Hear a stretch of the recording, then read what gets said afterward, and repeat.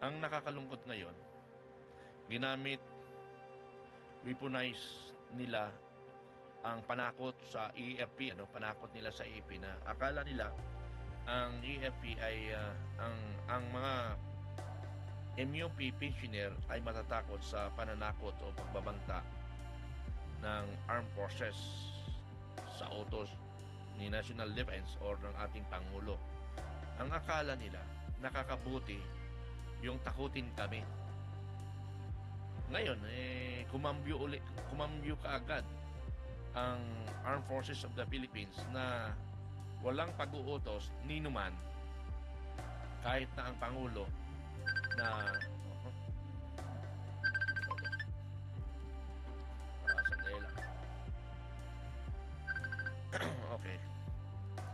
So, ginamit nila ang pananakot na tatanggalin ang aming pensyon.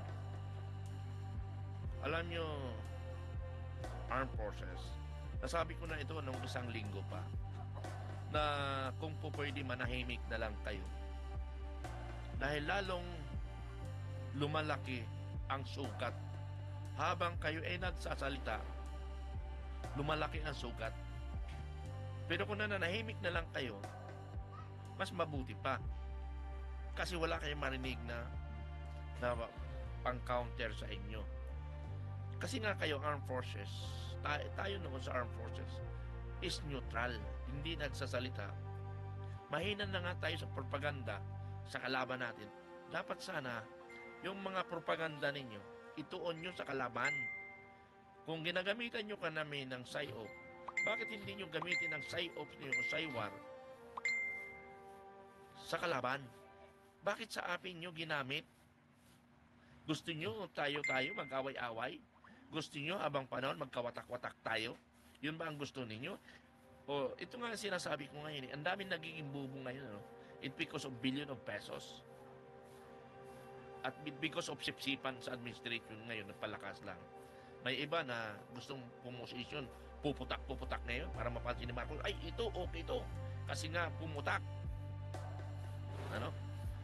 Kaya, sorry AFP, dapat maging vulnerable kayo sa kalaban, hindi sa amin na mga retired. Kasama nyo kami, kasangga nyo kami. Okay, bukas, di ba?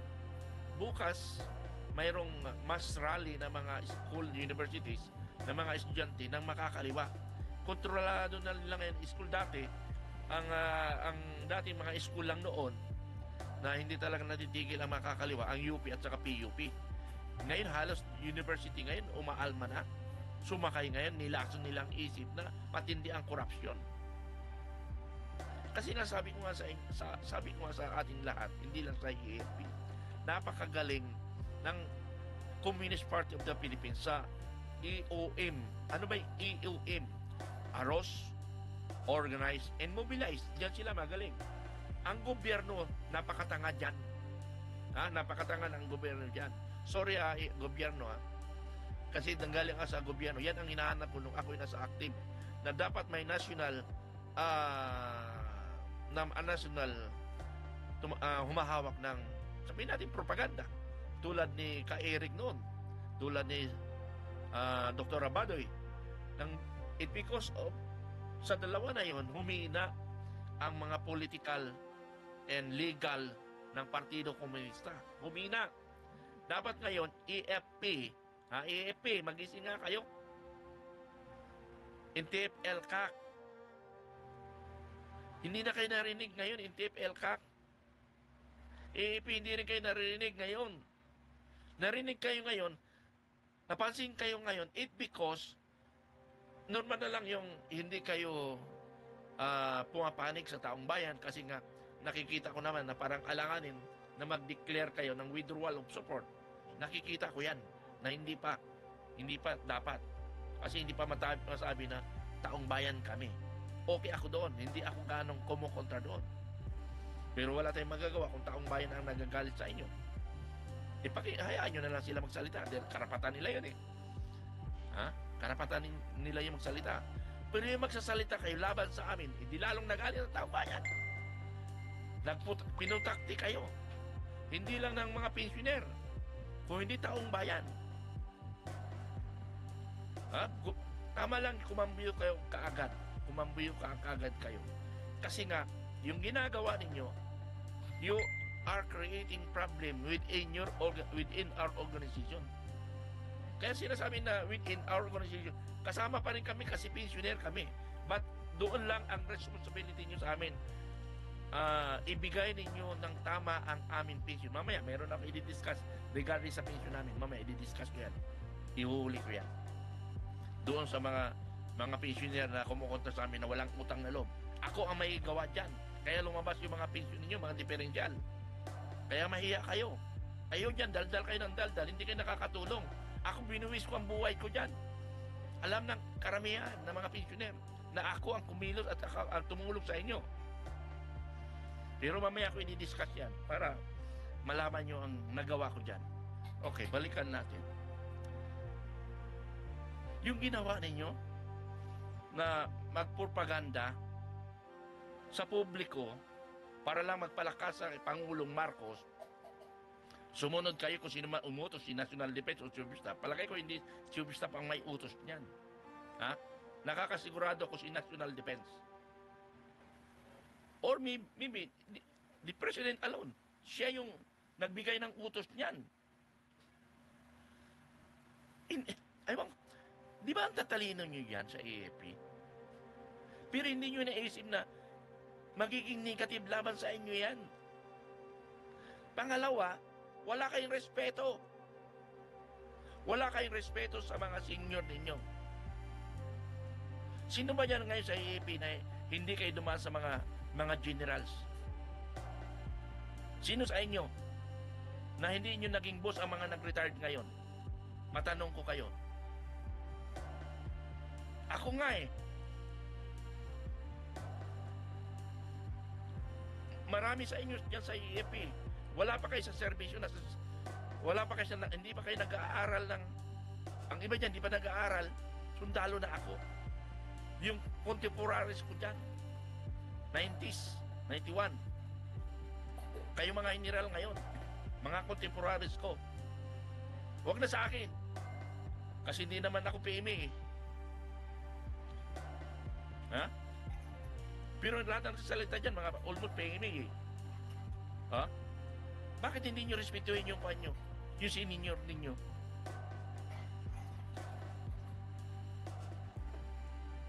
Ha? Bakit wala kayong galang sa mga senior ninyo? Alam ko, disiplinado kayo eh. But because of money, billions, sipsipan kayo dyan. Ganon ang nangyayari sa atin. Di ba nakakahiya yan, mga kaibigan? Di ba nakakahiya na yung mga pictures niyo na ang nagtatawanan pa kayo sa loob na napatawa kayo ni Congressman Magnanakaw Romualdez? Tuwang-tuwa kayo? You are very proud? Nakakahiya kayo ah. Ha? Nakakahiya kayo. You are very proud, nakaharap nyo si Congressman Magnanakaw. You are ashamed. You are ashamed, generals. Ngayon lang nangyari yan eh. Ngayon lang nangyari. May mga gathering na general. Okay lang yan sa Commission of Appointment kasi wala tayong magagawa. Pero in other gatherings, alam nyo, ginamit kayo ng politiko. Ngayon, pinapalabas yung mga picture ninyo. Hindi makakawala ang mga general sa amin kasi nauto namin. O, nilalabas yung mga video ninyo. Sino naglabas ng video? Adi yung mga politician rin. Yung pagtawag ni General Palafox sa Solcom, dinawag niya si Saldico. Proud na proud si General Palafox na makausap niya si tarantadong Saldico.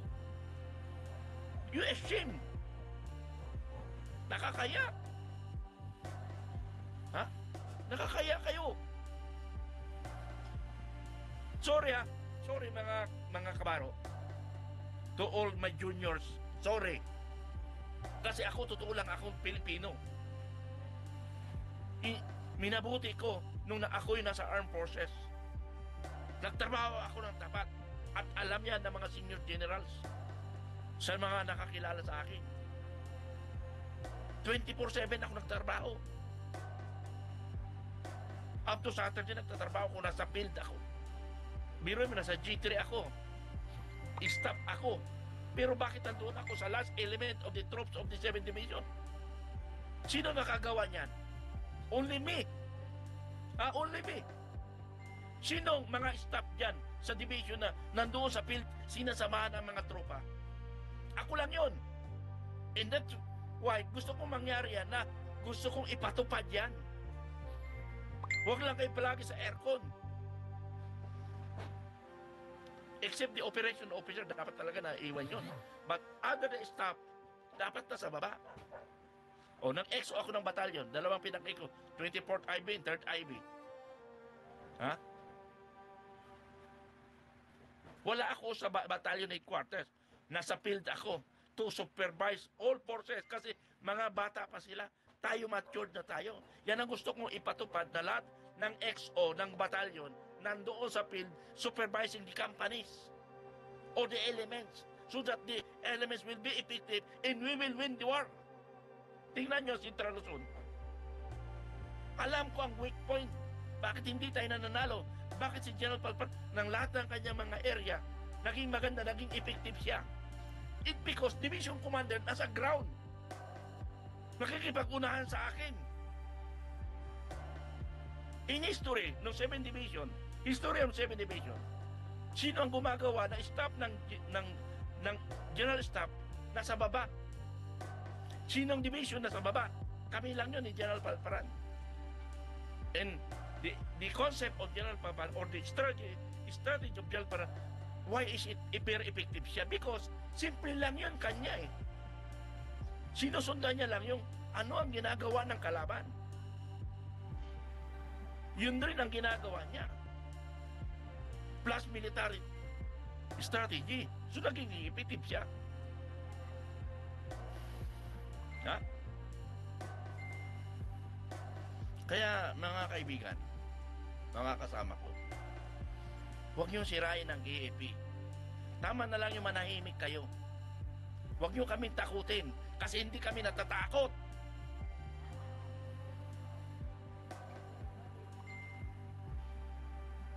Ha? Tapos na kami. Kayo hindi pa. Nagsisimula pa lang iba. Yung iba pa. Nagkuha pa, nag-aaral pa. Kami wala na kami pag-aaralan. At kung tanongin nyo kung anong nagawa ko sa IEP, hindi ko ikakaya. Dahil may ginawa ako nung nasa infantry ako. Since second lieutenant, up to my retirement, insurgency ang nasa utak ko. In PE, paano ko man-neutralize? Hindi ako nag-isip ng promotion. Hindi ako nag-isip ng position. Ang iniisip ko, anong magagawa ko sa IEP? Ganun ako mag-isip.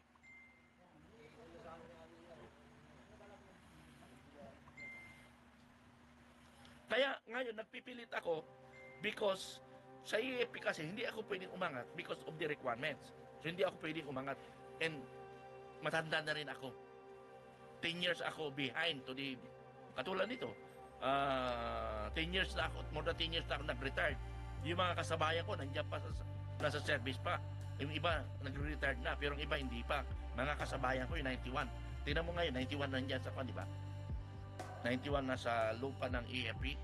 Eh ako, 11 years na akong retired, 91 card ako. Pero 1973, I started basic military training. Kaya malakas ang loob ko kasi hindi ako nagpatulog-tulog nung ako'y nasa serbisyo. Alam ng mga senior officer ko yan na nakasama ko. Mayroon pa nga sa akin division Minsan nagkasagutan kami ng isang senior ko. Ikaw nga lagi, Miyerkules pa lang, wala ka na sa division. Ang akala niya, umuwi ako. Hindi niya alam, Miyerkules, nandun na ako sa field. Magpupulat lang ako sa field, Saturday night o Saturday afternoon. Isang araw lang pahinga ko linggo. Then preparing for briefing Monday, Tuesday, may ginagawa ako mga PP works. After PP work ng Tuesday, Miyerkules, lalarga na ako. Binibigyan ko na ng instruction yung aking enlisted personnel in CO. Kasi mayroon naman contact. Sir, may ganito. Eh, alam ko na may makakayan yung iniwan kong sundalo. Bibigyan ko lang siya ng direction. Kasi mas importante, ang iisip or best mo, yung nasa baba, kaysa sa opisina. Kasi ang opisina, it's a routine work, except the operation, kasi maraming changes yan. But other than that, mga normal lang na trabaho yan. Kaya sorry sa AFP, ano. Nag-iinit kasi ako, tinatakot nyo kami. Ha? I-discuss ko sa inyo, ha. Kaya dapat sabi ko nga, manahimik na kayo para wala kami sasagutin. Para ang taong bayan hindi magbibigay ng mga opinion. Kayo ang nagsira ng imahe ng armed forces. Sinira na nga kayo kasi hindi kayo kumikilos na marami ng nakawan. Okay lang yun sa akin. Considerable ko pa yun. But the others, military and others, civilian, hindi na sila naniniwala sa inyo. But ako, considerable ko pa kayo. Pero mas maganda kung manahimik na lang kayo. Huwag nyo na kaming takutin. Why takutin nyo kami? Nagsisip-sip kayo para sa posisyon? Ikaw, Colonel Padilla, spokesperson ka pa naman di ba? Dapat iniisip nyo lagi. Ito ba nakakabuti ng AFP o hindi?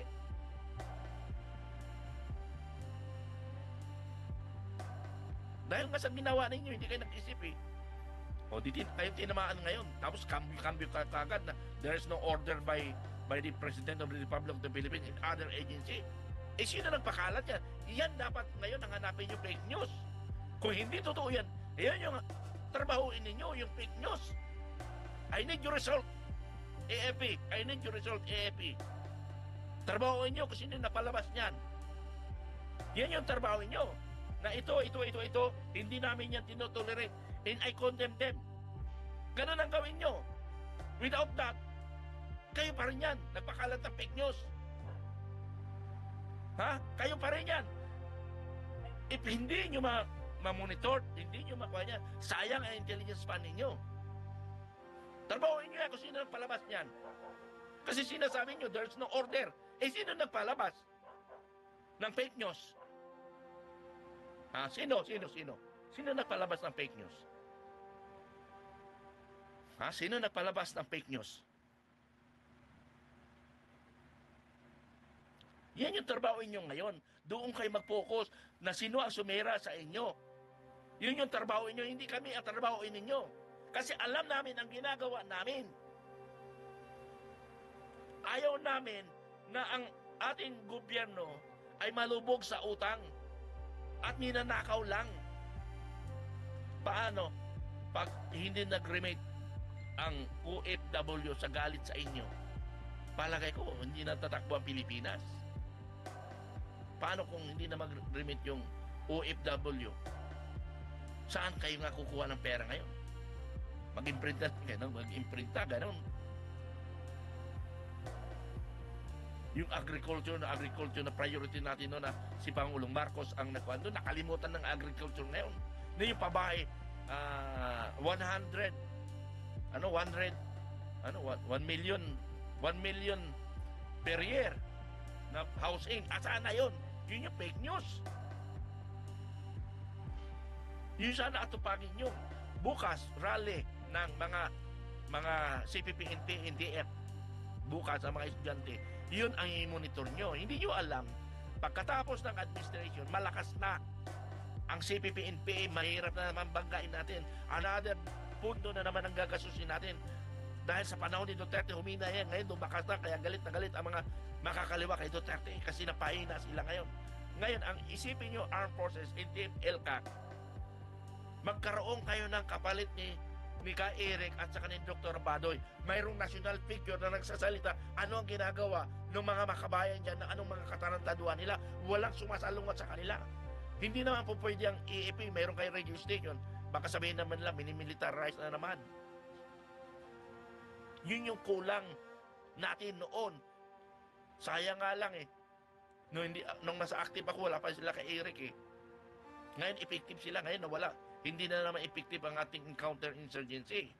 Nag-uubos lang tayo ng pundo. Defensive lang tayo. Ha? Defensive lang tayo. Mabalik na naman ako sa kwento ko na ako naging company commander. Ang hawak ko municipality is 8 ng 2nd District of Northern Samar. Ngayon, 3 batalyon nagko-confront. Yung bang mahina ng NPA? Ako, 1 company lang ako na ang tao ko lang 150. Ngayon, 3 batalyon, more or less.